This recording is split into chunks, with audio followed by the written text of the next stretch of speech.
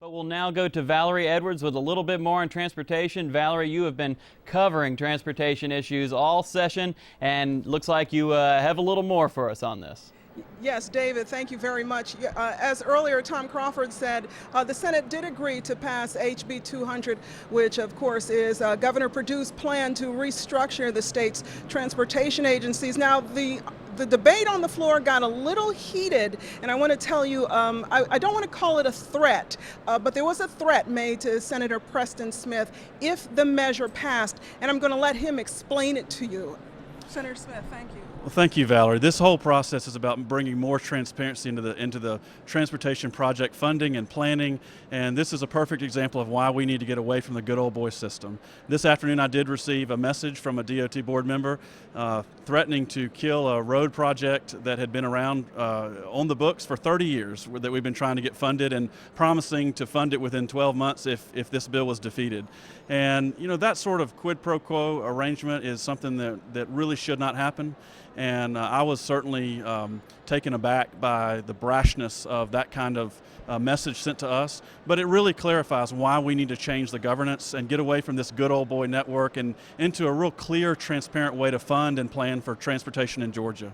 You know, I asked Representative Calvin Smyre earlier in the evening if this measure, if this transportation is so important to the state of Georgia, to our economic development, which everyone says, why not let's right now take politics out of this and let's just get it done? Why can't the General Assembly just get it done? It's very difficult to do, and I think when you've got an entrenched good old boy system, it takes a while to break free of that mold, because you've got a lot of money flowing through the department, a lot of people with vested interest in having projects done, and you've got to get out of that and do what's right for the people of Georgia. And that takes people with big vision and a willingness to let go of that good old boy system and really stand on principle, and not based on how many favors are doled out and based on who curries favor. And we started that process today, and I think it was a good move in the right direction.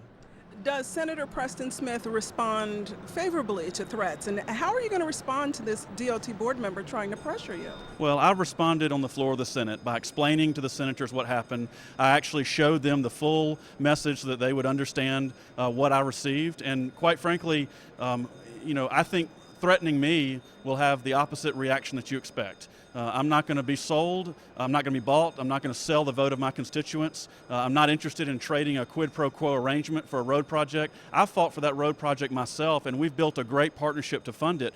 But fighting for people's turf, to protect their turf, is not something that ought to be the criteria on which we decide to vote. And when a sitting state senator gets a message hours before a vote threatening to kill an important project to his constituents and promising to fund it if he does vote against the bill, that should really raise the eyebrows of Georgia's citizens. And hopefully we move through that, and we've entered into a new era of more transparency and more integrity in this process. Thank you very much, Senator Preston Smith, joining us live here at the Capitol. Thank you very much I know you've got a busy night ahead of you. We've still got about 45 minutes left to sine die. I'm going to let you go. Thank you very much for joining us. As always, it's a pleasure. Thank you, Valerie.